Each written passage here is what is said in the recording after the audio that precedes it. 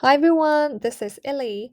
In this video, I'm going to unpack CEFR, the Common European Framework of Reference for Languages, which is an international standard for describing language ability. I will be covering the reason why I chose this standard, the content of the standard, the big ideas, the projects that students can do, the skills needed, and the assessment.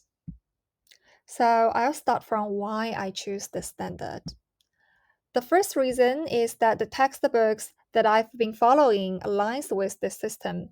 So I'm kind of more familiar with it compared to other language learning standards like WIDA.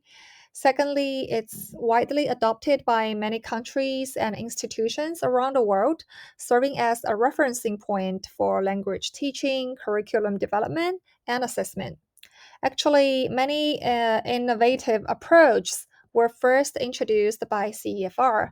For example, it emphasizes language learning is not just a cognitive, but also a social emotional activity. So, apart from teaching the vocabulary and grammar, educators should also provide opportunities for students to practice their social skills by a range of interactive activities. Second, CEFR standard is function oriented or action oriented. What does that mean? It means the primary focus is not just the language, but also task based learning that integrates the classroom with the outside world. That said, CEFR fits the grade 4 students in my ESL lessons as it's scientifically leveled and the framework is interactive and engaging. Now I'll turn to the general and specific standard. The CEFR organizes language proficiency in 6 levels, from A1 to C2, which can be regrouped into 3 broad levels: basic user, independent user, and proficient user. Most of my students are young learners who are the target of A2. According to the descriptor, this level focuses on frequently used expressions and communications related to familiar topics in their personal life. So I chose the food related topic. So let's take a look at the specific standard. So that would be I can understand discussions on topics I'm familiar with. I can understand the main points and simple opinions. I can understand simple recipes and I can read menus. Why is learning food related topic important for students? Firstly, food is the fundamental part of our daily life.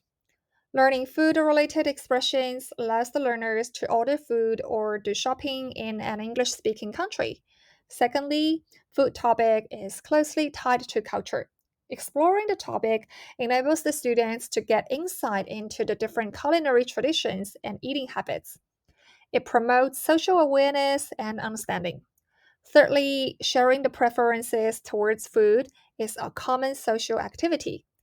Discussing food fosters social interaction amongst the ESL learners and with native speakers. So, these big ideas lead to the projects or activities relevant to students' personal life.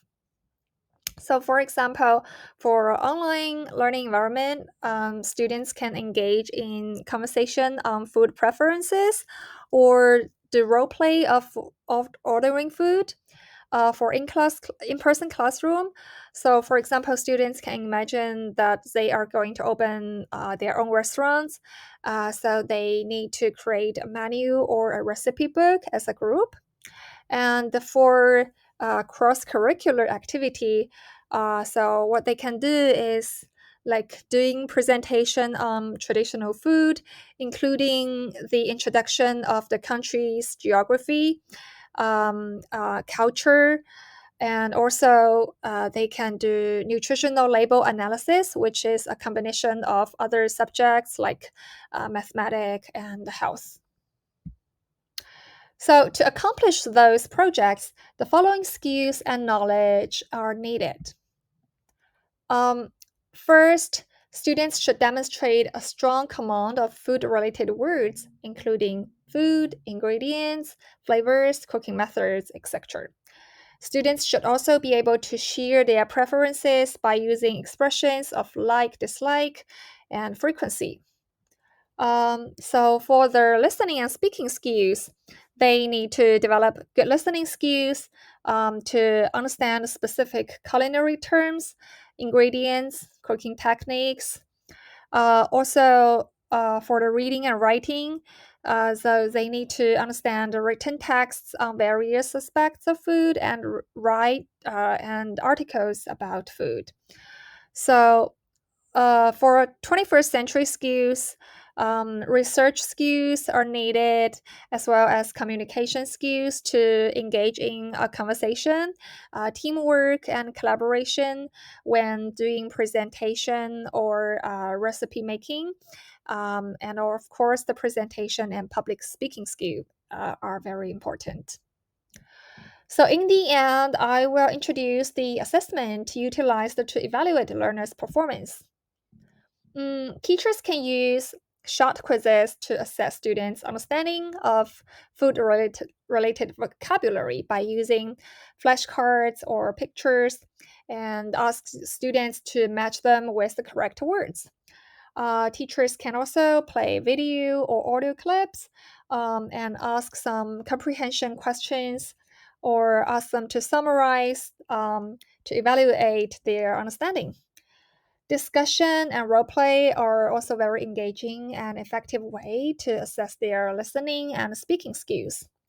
Rubric is highly important in assessment, so teachers can create rubrics for students to do self-evaluation of their projects, such as making the menu or recipe or doing the presentation. Okay, so thanks for watching. Bye.